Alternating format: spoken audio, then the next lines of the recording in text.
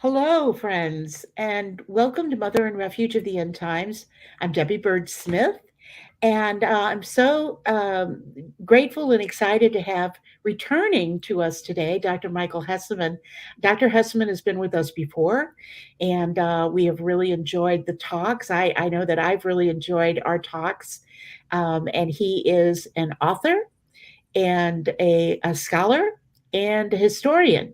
And he has written many books, and he's particularly, if you've seen Dr. Hessman before, we've talked about the um, the visions in Severnich. I hope I'm pronouncing that. That's as close to it as I could get.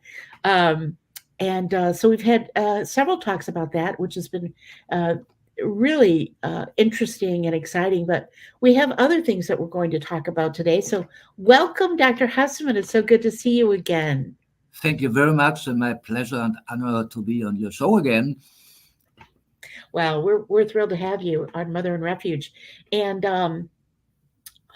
uh, I wanted to. A lot is going on. There's a lot happening in the world today, and so there's a lot to talk about. But one of the things that I knew that you would have some insight on, and certainly an opinion about. I'll remind our audience that you had a very close relationship with Pope Benedict the 16th. You were very close friends, and I believe that you were close friends with his brother as well, and that you had known each other for a very long time. So you have a little insight into the Vatican and kind of what happens in there in papal world, maybe more so than the average person.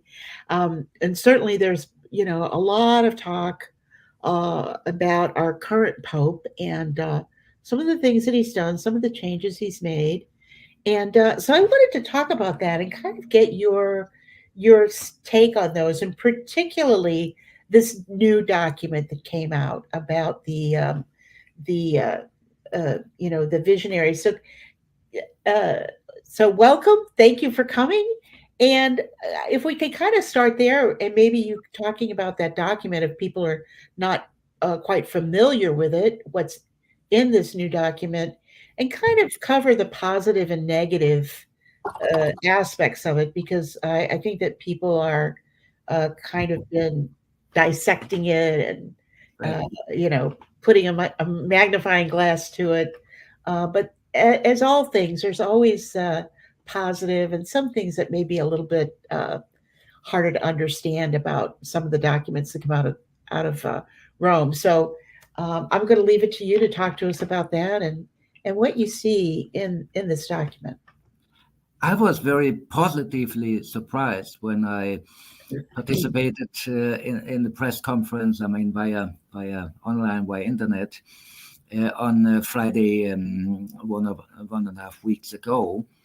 And first of all, positively surprised about the great respect Cardinal Fernandez had for the manifestation of God in history and for the possibility of private revelations. In the Catholic faith, private revelations are not needed to be believed. We believe in the main revelation, which is God revealing himself in the Old and in the New Testament. And of course, with the last book of the New Testament, this revelation in one hand ended. But since then, of course, in church history for 2,000 years, we had more and more instances where visionaries, seers, guided by, in most cases, Our Lady, our Lord, or saints, updated this revelation or commented on situations in human life and history and the life of the church based on the truth of the Catholic doctrine. And especially when things go wrong, go terribly wrong, we get a heavenly command. And this is just a continuation of what we experience in the Old Testament. I mean, the complete Old Testament is a chronicle of God's intervention into human history. And we have instances where people were ignorant and catastrophes happened. And we have other instances where people reacted in a positive way. Let's begin with Sodom and Gomorrah. Sodom and Gomorrah, and Abraham actually negotiated with God and said, okay, I know you want to destroy the cities because of the great sins committed there, but what about if there are 50 faithful, righteous people? Would you spare the cities? And God said, yes. And what about 30? Yes. What about 20? Yes. What about 10? Even then, yes. But at the end, we found only Lot, his wife, and 3 daughters. And his wife even, was a little bit shaky. I mean, at the end, she said, "Oh my God, my handbag is or whatever." It was a And little sketchy, as we found out. I have to run back. I have to run back. No, I have to run back. And you all know what happened to her. Yeah. And for those who believe that this is a legend, it is not true. American archaeologists have excavated Sodom at the Tel El Hammam in Jordan between 2005 and last year. And I visited the excavations for 2 times, and they found a major Bronze Age city destroyed around 1800 BC, so just in the right time, by a major cosmic catastrophe. They found out that the walls, the Great Walls, collapsed all in one direction. They found houses out of bricks which were blown into the countryside for miles and miles. They found the remains of human bodies torn into pieces. And they found pottery melted and becoming glass-like, like, for example, the sand on the Trinity site where we have the nuclear explosion in the US in 1945. So what happened? After careful analysis of geologists and astronomers and other experts, they came to the conclusion that there was a meteorite or asteroid explosion over the Dead Sea. And first of all, there was a big pressure wave destroying the walls of the city and blowing the houses away. After this followed something like a heat wave, like a fire, with temperatures up to 2,500 degrees centigrade, which caused the pottery turning into glass and many other damages. And then, because of this heat, the water from the Dead Sea was evaporizing, and this vapor of salt laid over this area made it unfertile for at least 1,000 years. And of course, the body of Lot's wife, when they found it, was covered by salt, and we find it in the Bible like a pillar of salt. So after this very careful research by Professor Collins of the University of Albuquerque in New Mexico and Trinity University in Albuquerque, New Mexico, we have to say that the story of Sodom and Gomorrah is just true as it was told in the Bible. And from the archaeological remains, you can say it was a city of about 10,000 people living there. So if God would have spared Sodom because 10 good people were there, it means that 1 out of 1,000 would have been enough. So we can save, even today we have to say, we can save the world if 1 out of 1,000 is praying the rosary, for example. So this is one early example. And then we had, for example, that after the Israelites took over the promised land, there was always the great danger of a mixture of a Jewish belief with pagan religions, of a syncretism, because many Israelites married Canaanite women, and a woman is always dominating the house. They brought in the gods, the pagan gods from their family, like Asherah, the goddess of fertility, or like Baal. And the prophets always said this syncretism is against the commandments of God, end it, stop it. And there were instances, like in the kingdom of Israel, of the vision of the kingdom of David and Solomon, and to the northern and the southern kingdom. And in the northern kingdom, you had prophets like Amos and Elijah, who did great miracles, especially Elijah, but nobody heard what they said, and nobody followed what God wanted them to do and wanted to change. And so the Assyrians, the superpower of this age, came, conquered, and destroyed the kingdom of Israel, and the 10 Jewish tribes were just spread all over the Assyrian Empire. Nobody knows what happened to them. On the other hand, in Judah, in the southern kingdom, with the capital Jerusalem, you had a very wise king, King Hezekiah. Hezekiah listened to the prophet Isaiah, which is maybe our most beloved prophet, because he announced both the birth, the incarnation, and later the suffering of Christ. And Hezekiah listened to him and started a religious reform in a way that he destroyed all pagan altars or syncretistic altars and sanctuaries and idols in Jerusalem. We found a pit full of statues of his fertility goddess Asherot, which were all destroyed and put into this pit.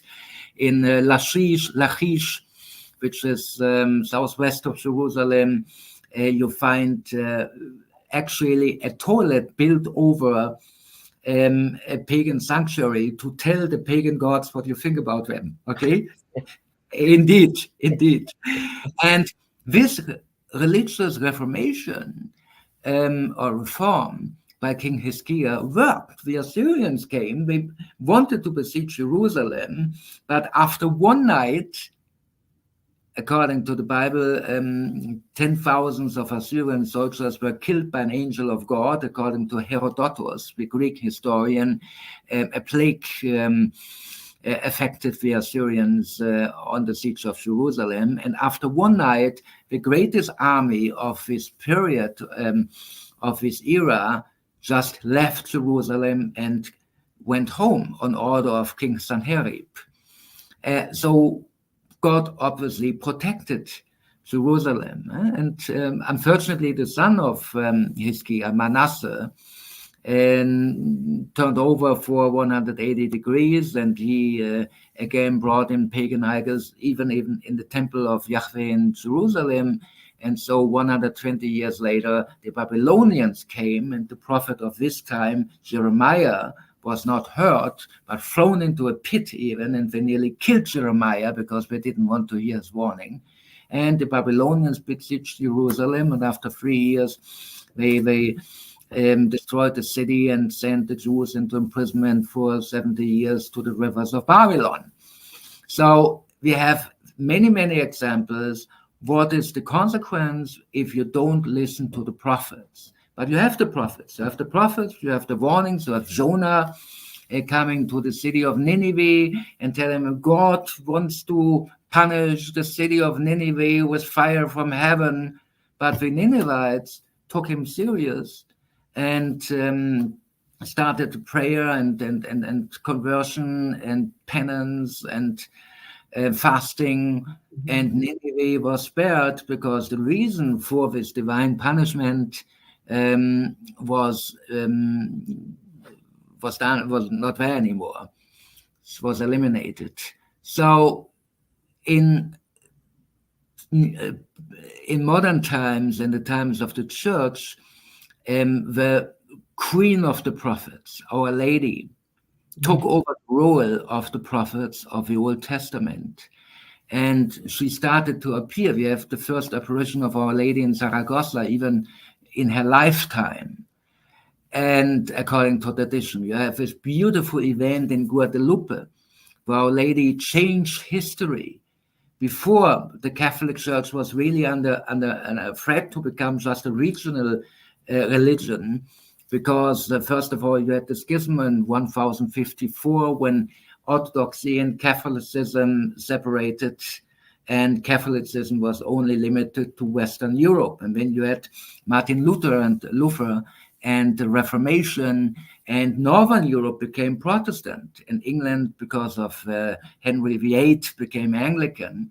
So Catholicism was limited to parts of Germany and Austria, the Holy Roman Empire, France, Spain, Portugal, and Italy, modern-day Italy.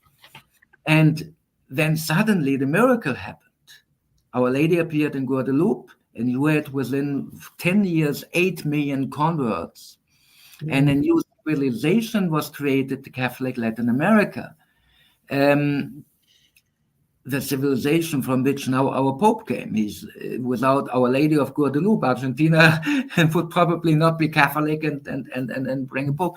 Catholic Church became a world religion thanks to Guadeloupe, because now we had the Catholic South America and Central America and parts of the US in modern terms, of course, and the Philippines converted to Catholicism. You have Catholics in parts of India, like Goa. You have Catholics in great parts of Africa. Now we have the fastest growing Catholic church in Africa is the Church of Africa. And in the future, we might have an African Pope, which is very welcome. But the Catholic Church became a world religion thanks to the intervention of Our Lady of Guadeloupe. That's a fact. And millions and millions replaced those who went into schism and heresy, the Protestants. And now we have like 1.2 billion Catholics worldwide.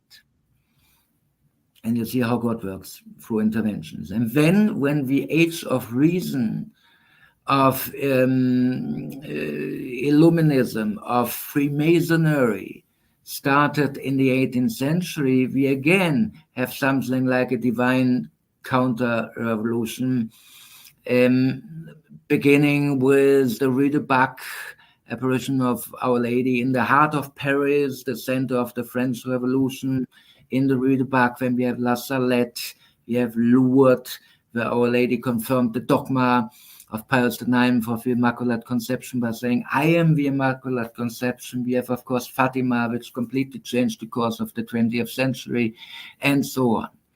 So these became so important events, not only inspiring millions of Catholics, but actually changing history. Like, for example, the message of Fatima, when Our Lady said the Pope has to consecrate Russia to my Immaculate Heart, and both the spread of communism and the horrible wars can be prevented. And first of all, Pius XII did it in an incomplete way, not together with all bishops at requested by Our Lady, but still, the very day when he consecrated Russia to the Immaculate Heart of Our Lady, 31st of October 1942, was the turning point in World War II. Before Hitler won every battle, after this event, Hitler lost every battle, starting with El Alamein and followed by Stalingrad and whatever. And even Stalin himself, who was a great persecutor of the church before, suddenly, in some way, well, to say converted is a little bit too much, but he allowed the Orthodox Church to have a new patriarch. He built churches in destroyed cities like Stalingrad, and the persecution of Christians in the Soviet Union had an end.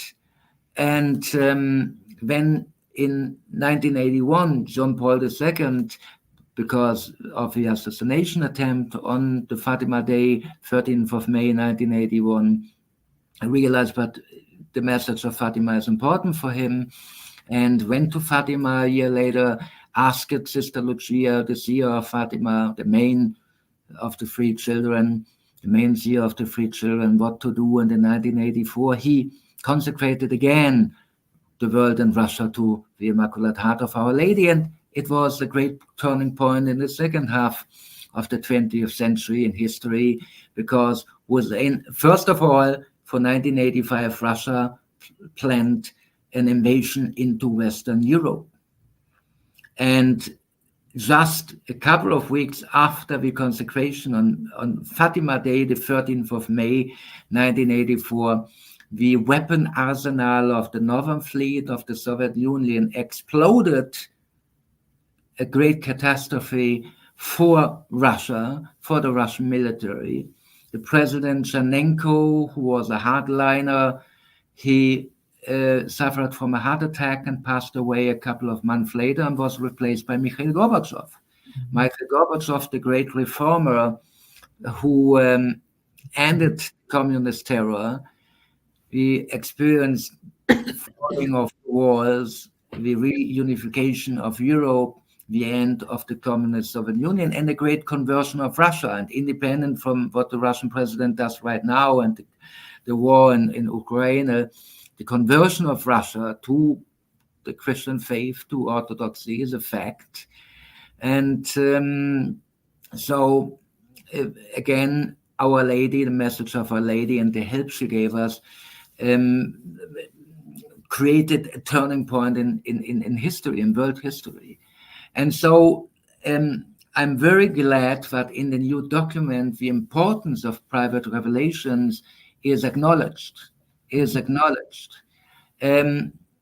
Some say not enough, but I think the sentences we find there in the statement of Cardinal Fernandez was very clear. You could elaborate it much more and bring in much more of a supernatural aspect, but still, this is the big strength of the Catholic faith. Yes.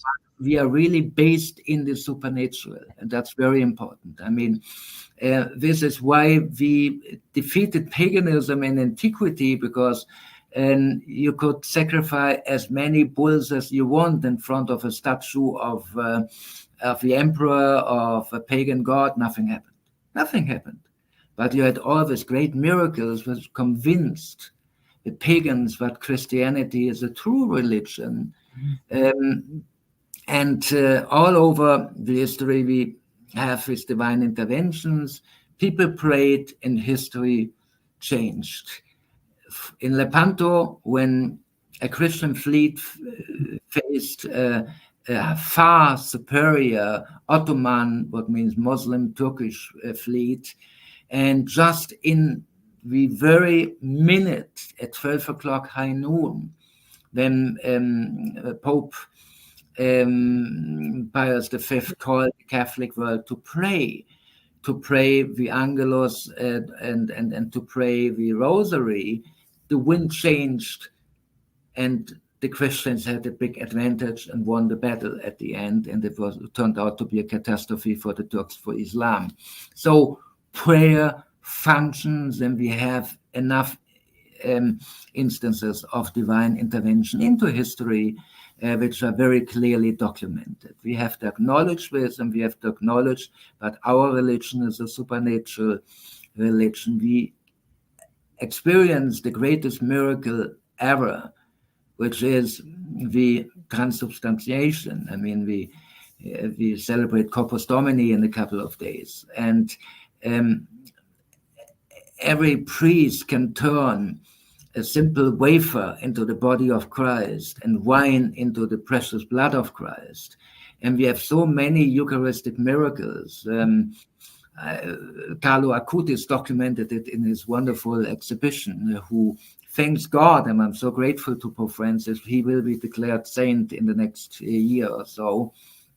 And maybe one of the highlights of the Holy Year would be great, would be wonderful. Didn't they just approved one of his miracles? Yes, absolutely. And we have so many instances where our belief in the transubstantiation is confirmed by the fact that suddenly with wafer, the Eucharist, which originally is of course only bread, is of course only a wafer, after the consecration became a human heart muscle, with the blood group of Christ AB, with white blood cells still active, what means still living.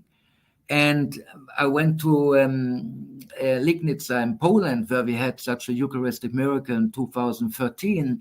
And you can kneel down in front of this consecrated host, and it's both a Eucharistic adoration, but also veneration of the heart of Christ, which is still alive and in front of you physically.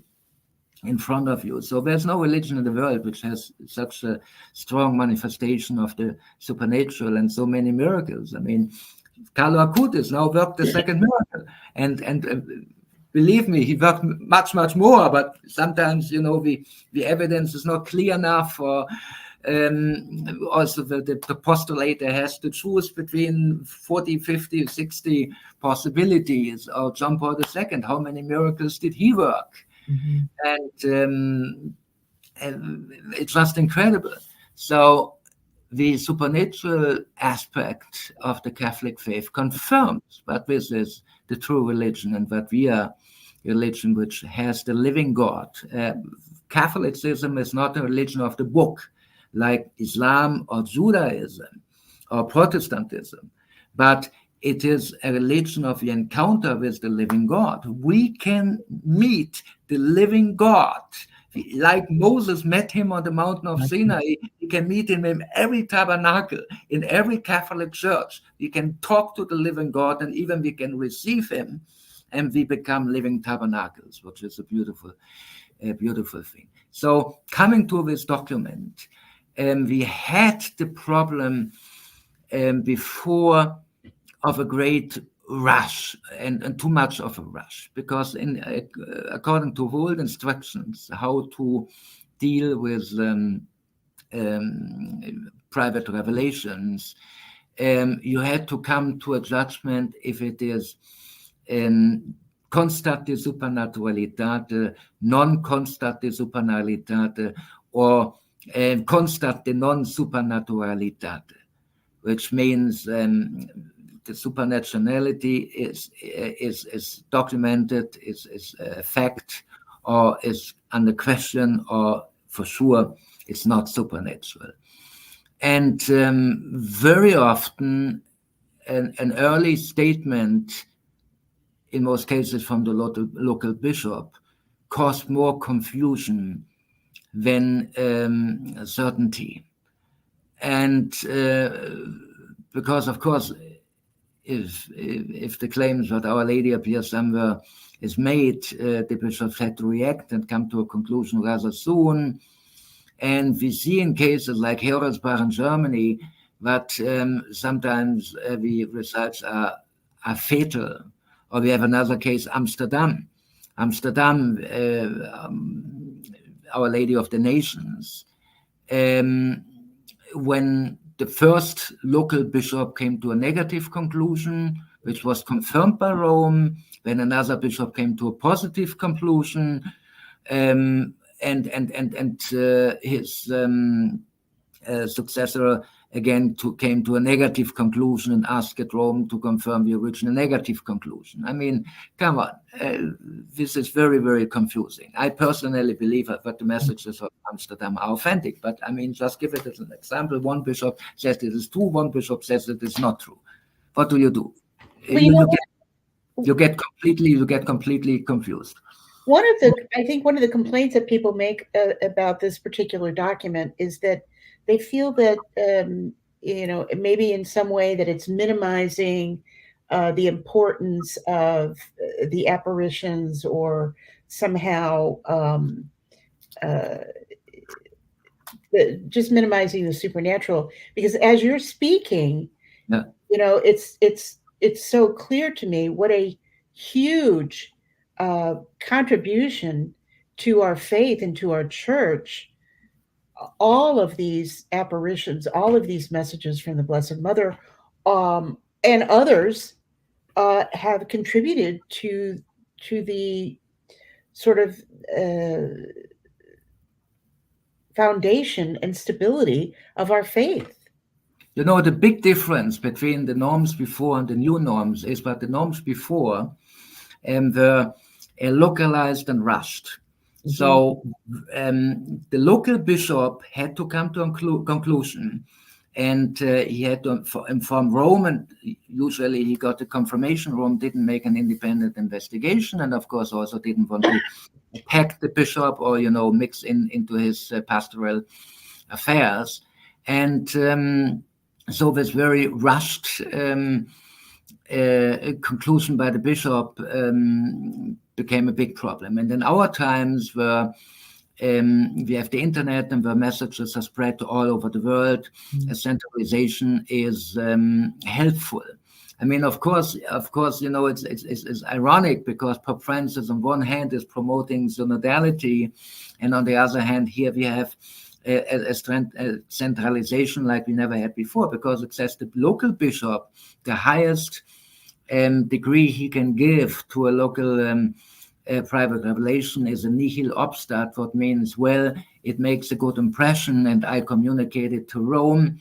And when Rome, the congregation, or now it's the dicastery for the doctrine of faith, starts an investigation, and it can take a long time until they come to any positive, neutral, or negative conclusion. Again, take, for example, Medjugorje, and it sounds sometimes like this new document is just written for the case of Medjugorje. What happened in Medjugorje? Since 1981, we have regular apparitions of Our Lady until our times. Now, the quality of the messages changed, the ductus, the language of the messages from seer to seer is a little bit different. And today, the messages are maybe not as prophetic as they were in the beginning, but still, you cannot come to a conclusion because it's still ongoing. It would be very unfair to come to a conclusion, but you have millions and millions of people on pilgrimages to Medjugorje who have beautiful spiritual experiences. Medjugorje became a center for a spiritual awakening and a wave of conversion, especially also among young people.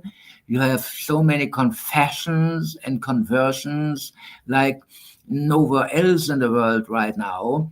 And so the fruits of Medjugorje are for sure positive. But what do you do if the fruits are positive, but the local bishop is skeptic for whatever reasons, especially because there is a rivalry between the local Franciscans and the local bishop? And so some church political reasons play a role there too. And you have these beautiful fruits. But should to tell the Christians, don't go there until we come to a conclusion? No, because these beautiful conversions happen because people feel the presence of Our Lady. People feel the presence of Our Lady. So with the new norms, you can delay any kind of final conclusion on Medjugorje to the time when the apparitions are over, whenever it will be. Maybe after the prophesied events took place, and then we don't need to we'll need them then. We'll see it for ourselves. Right. Don't have to investigate anything anymore.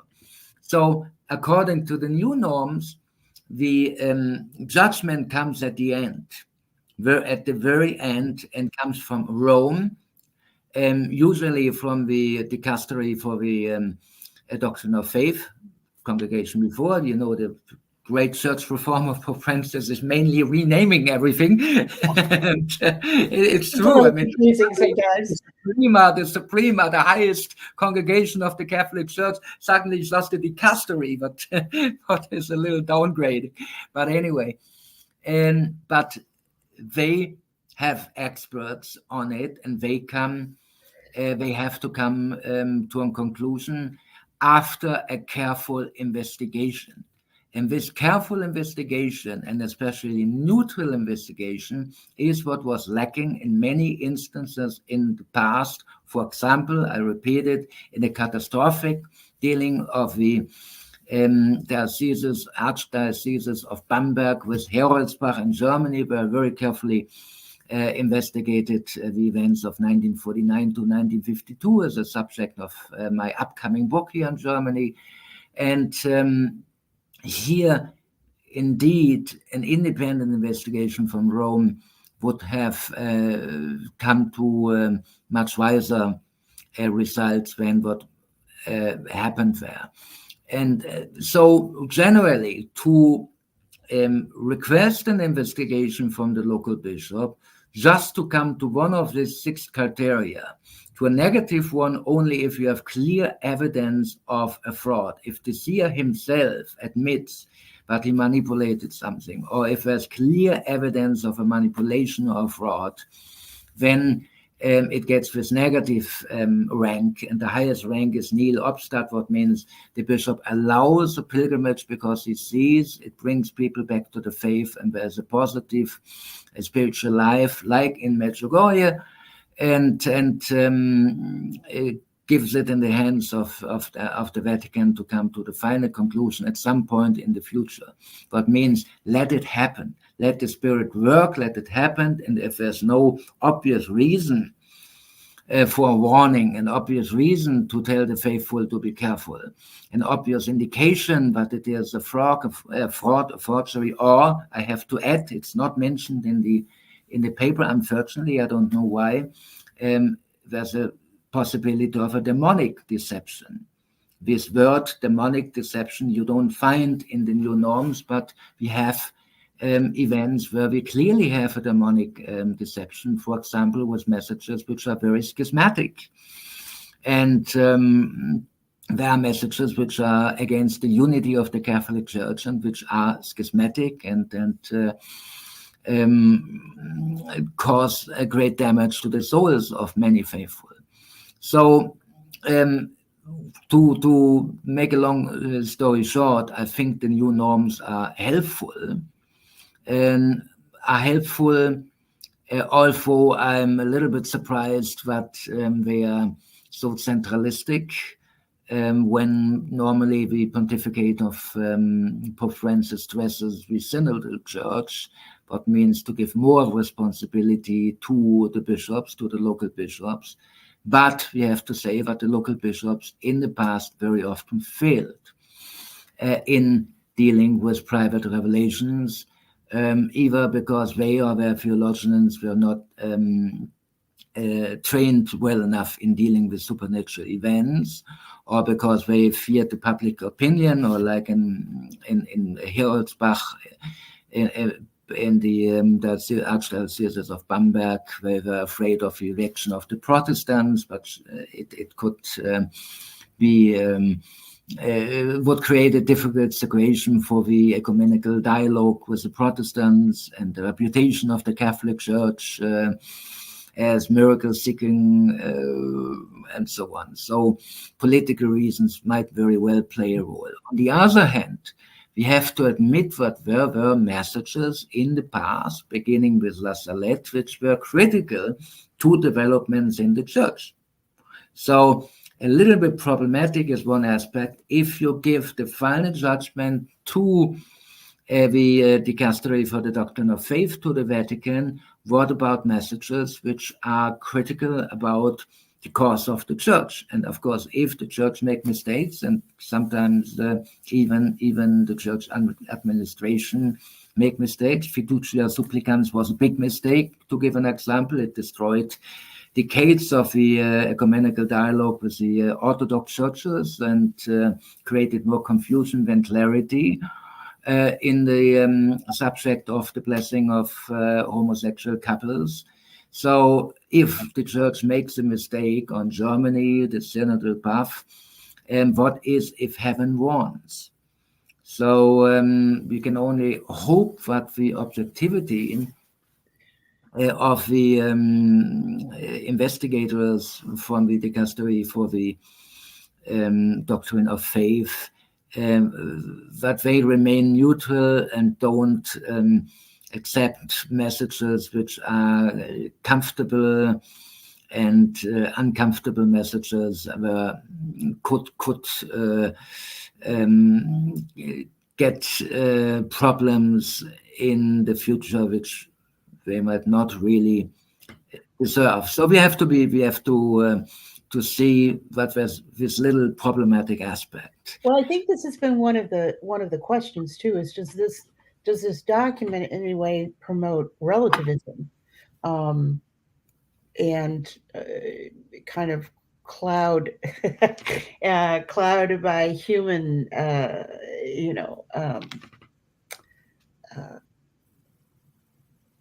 I don't think it promotes relativism. I think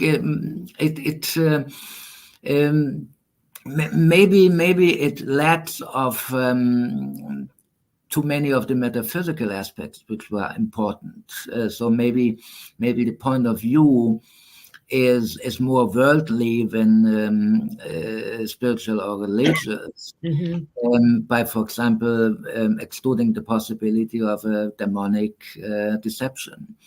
But just calculating things like a fraud, like a fake, like a deliberate manipulation for whatever reason. But it should have mentioned the possibility of demonic deception too. But of course, it's very unpopular today to speak about the devil and its manifestations. Also, I have to say, Pope Francis spoke more about the devil and his deceptions than many popes before him. Mm-hmm. So we can't say that the Vatican of today, in the times of Pope Francis, is not warning about the works of the devil. Which is the major reason why none of these apparitions are completely accepted by the church until they're over, until they're finished, because we have been fooled before, so the church is very careful, as it should be, extremely careful about putting. It's very wise to be careful. We have to be very careful. Wise to the new norms support us to be careful, mm-hmm. and just avoid the premature judgment, either in a naive positive acceptance nor in a direction of unjust condemnation, like it also happened in the past. And of course, for example, such a big book full of messages, like in the case of Amsterdam, of Ida Perdemann and Our Lady of the Nations. Of course, you need top theologians and experts on mystics to study them and to, first of all, see if there's any contradiction to the teachings of the church.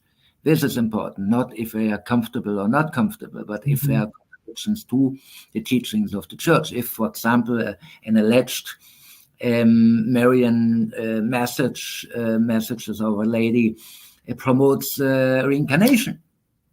We know reincarnation is a Hindu and Buddhist concept, but not a part of the Catholic faith. So if we know as Catholics that we don't reincarnate. You and me, even if we love dogs, will not be reborn as a dog, and not even be reborn as a whatever politician or queen or whatever. So we know reincarnation is an illusion, probably coming from the DNA which we have inside of us. But we also have cases where there's something like a demonic possession and people believe they're in a reincarnation of somebody, and indeed they only have the spirit of somebody mm-hmm. out of them. So, but if an alleged message from Our Lady would promote reincarnation, and we had a case like this in Italy, then we know it is fake because it's in contradiction with the Catholic truth, with the Catholic doctrine.